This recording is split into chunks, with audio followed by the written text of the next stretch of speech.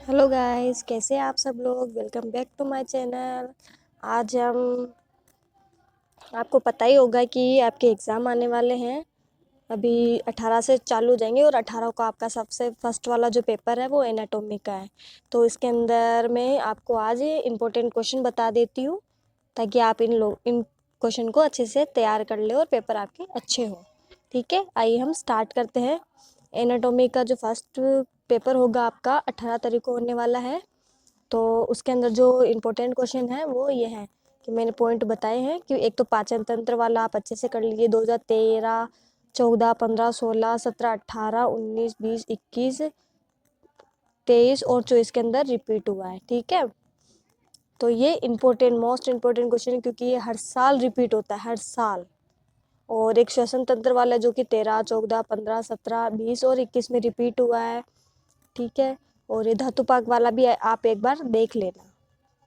और एक हृदय वाला भी मोस्ट इम्पोर्टेंट क्वेश्चन है, हृदय वाला। ठीक है, 15, 16, 18, 19, 20, 21, 24, 22 और 24 के अंदर ये क्वेश्चन भी रिपीट हुआ है।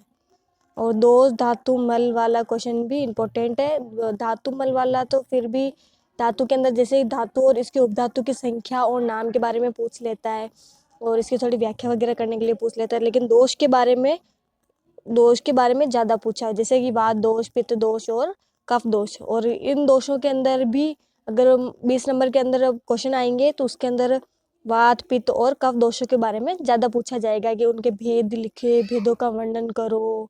ठीक है, उस टाइप से। तो आप दोषों को अच्छे से पढ़ लेना, पीछे जो आपके दे रखे हैं वात, पित्त, कफ दोष को अच्छे से देख लेना, मतलब इस वाले पॉइंट को अच्छे से देख लेना आप, क्योंकि ये क्वेश्चन भी हर साल रिपीट होता है। ठीक है, यहाँ पे मैंने शायद कोई लिखा नहीं होगा कहीं कहीं पे, लेकिन ये क्वेश्चन हर साल रिपीटेड है, दोष धातु वाला भी। ठीक, और एक यकृत वाला है जो कि 13, 15, 16, 17 और 19 के अंदर आया हुआ है ना। और ये शायद 2022 के अंदर भी रिपीट है। ठीक है, और एक रक्त स्कंदन वाला, रक्त वर्गीकरण, रक्त स्कंदन, रक्त का संगठन, ये क्वेश्चन भी इम्पोर्टेंट है। ये क्वेश्चन भी बहुत बार रिपीट हुआ है, तो इस बार भी आने के इसके चांसेस है। ठीक है, और एक पुरुष प्रजनन तंत्र और स्त्री प्रजनन तंत्र, ये भी इम्पोर्टेंट क्वेश्चन है ये, क्योंकि ये भी या तो पुरुष से प्रजनन तंत्र का पूछ सकता है आपको या फिर स्त्री प्रजनन तंत्र के बारे में पूछ सकता है। ठीक है, इन दोनों को भी आप अच्छे से पढ़ ले। और एक पित्त के गुण कर्म का वर्णन करें, मैंने बोला था ना कि जैसे पित्त के बारे में पूछ लिया या फिर कफ के बारे में पित्त के बारे में पूछ लिया या फिर आपको कफ के बारे में पूछ लिया या फिर आपको वात के बारे में पूछ लिया, तो ऐसे आएगा कि पहले तो 5-5 नंबर वाले क्वेश्चन में रिपीटेड था ये कि पित्त के गुण व कर्म का वर्णन करो। तो इस टाइप से क्वेश्चन आ सकते हैं, है ना, कि वात के बारे में पूछ लिया, पूरे डेफिनेशन आपको वात के बारे में बोल दिया या फिर पित्त के बारे में या फिर कफ के बारे में या फिर तीनों का वर्णन करने के लिए बोल दिया। ठीक है, तो ये वाला और ये वाला सेम ही है। ठीक है ना। तो बस मैंने इसको यहाँ पे लिखा था ताकि इस टाइप से आपको समझ में आ जाए भी इस टाइप से क्वेश्चन आ सकता है। लेकिन आपको तीनों को ही अच्छे से पढ़ना है, वात, पित्त और कफ को। और फिर एक किडनी वाला आ जाता है कि वृक्क का वर्णन कीजिए या फिर मूत्र वह स्त्रोतस का वर्णन करो, है ना। तो उसके बारे में आपको वृक्क का ही लिख के आना है। और एक संधि वाले भी रिपीटेड है, संधि की प्रकार, संख्या और उसके बारे में व्याख्या कीजिए। तो ये वाला भी इम्पोर्टेंट है। और एक ताप नियंत्रण वाला, ये एक बार आया हुआ है, तो आप इसको एक बार ऐसे रीडिंग के तौर पर ही आप इसको देख लें। ये ज़्यादा इम्पोर्टेंट नहीं है, ये तो मैंने ऐसे ही लिख दिया था। ठीक है, क्योंकि एक बार आया तो मुझे लगा फिर आगे भी रिपीट होगा, तो शायद मैंने इसलिए लिख दिया था। और एक गर्भाधान प्रक्रिया, मोस्ट इम्पोर्टेंट क्वेश्चन। गर्भाधान प्रक्रिया के अंदर भी आएगा कि गर्भ का रक्त परिसंचरण या फिर रक्त स्कंदन, है ना, रक्त संगठन, और गर्भाधान की प्रक्रिया कैसे की जाती है, गर्भ का पोषण कैसे होता है। ठीक है, जैसे इसके अंदर मैं आपको बताती हूँ कि गर्भाधान के अंदर कैसे कैसे, तो ये देख सकते हैं आप, है ना।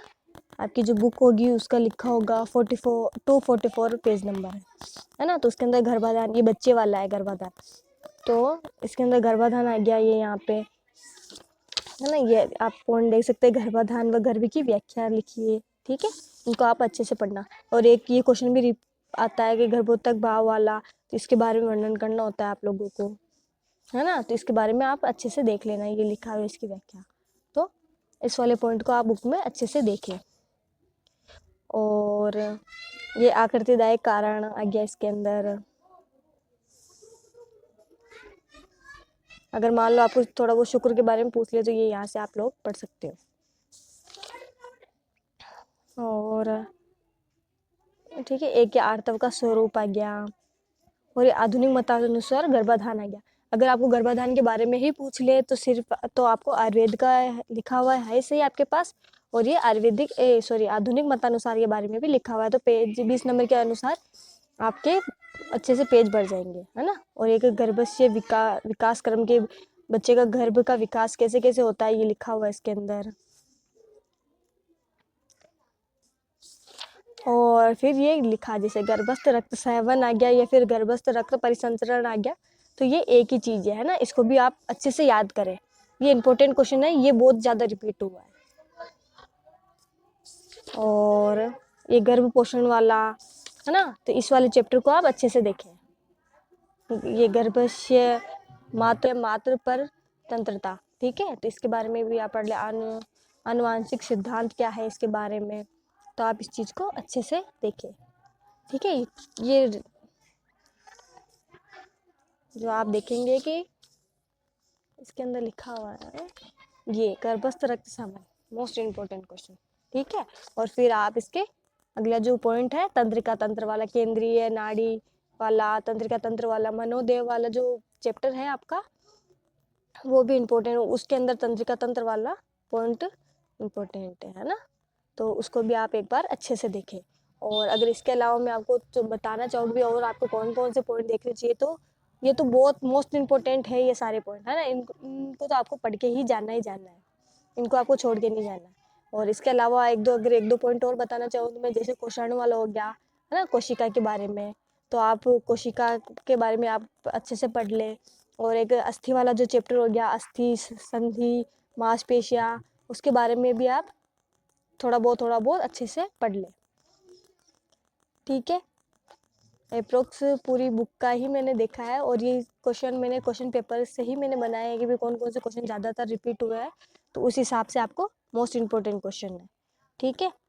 आई होप आप लोगों को वीडियो अच्छी लगी हो। अगर आपको अगली वाले पेपर पे भी इम्पोर्टेंट क्वेश्चन चाहिए तो मुझे कमेंट सेक्शन में ज़रूर बताइए, ताकि मैं वीडियो आपको अपलोड करके बता दूँगी।